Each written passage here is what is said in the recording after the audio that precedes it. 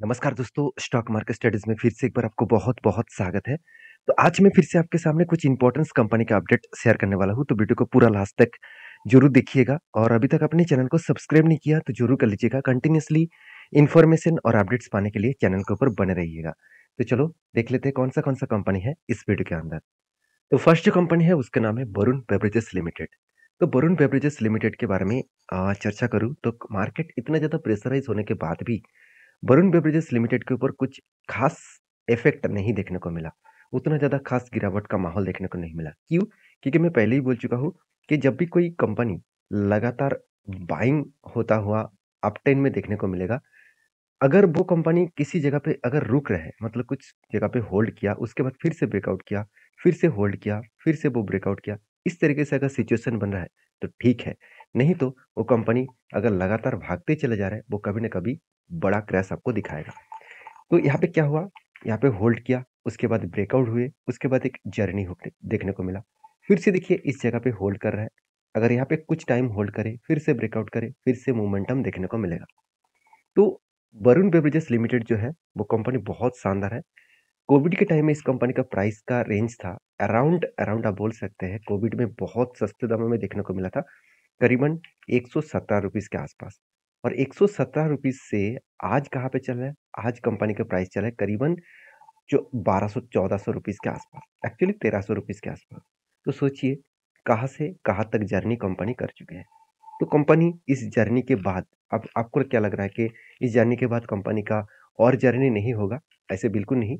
अभी तो सिर्फ शुरुआत है, क्योंकि इस कंपनी का मार्केट कैप 1,62,000 करोड़ के आसपास बन चुके हैं और भी बड़ा होने का दम रखते हैं, क्योंकि कंपनी की जो प्रोडक्ट है उस प्रोडक्ट का डिमांड लगातार बढ़ते चले जा रहा है।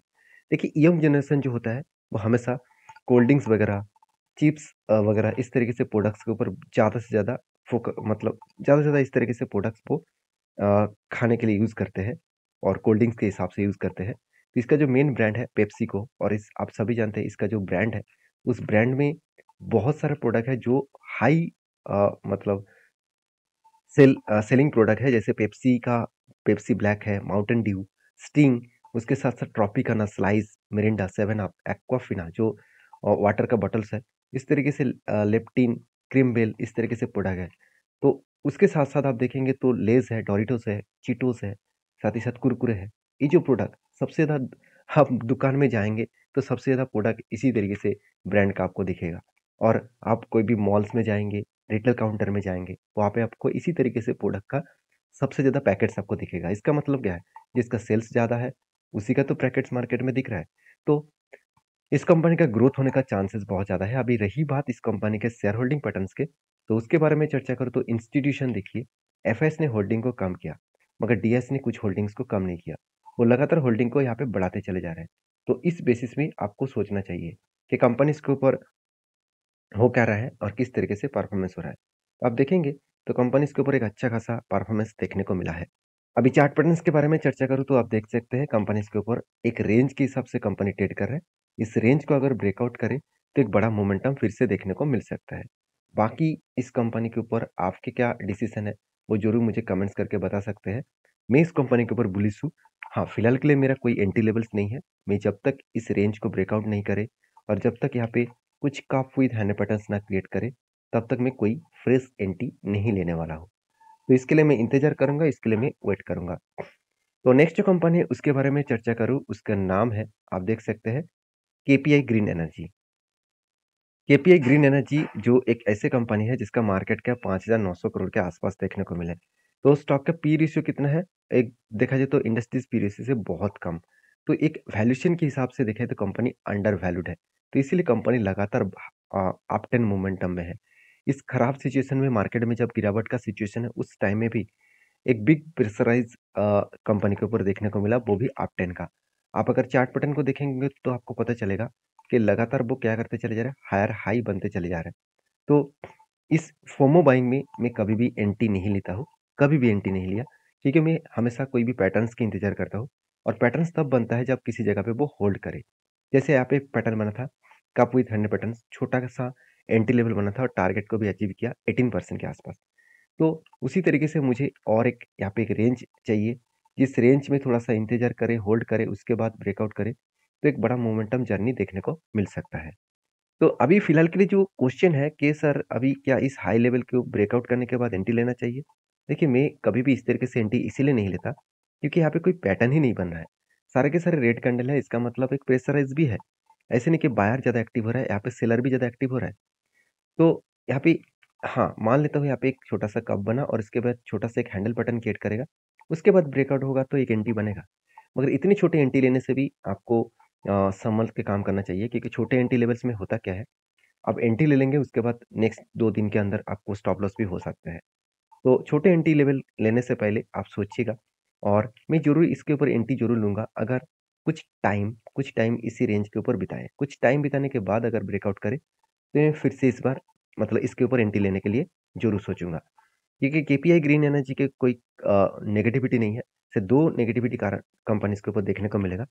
पहले प्रोमोटर का जो होल्डिंग्स है, वो 45% प्लेजिंग है और डेप्थ जो कंपनी है, वो 2.58% का डेप्थ ऑफ इक्विटी है।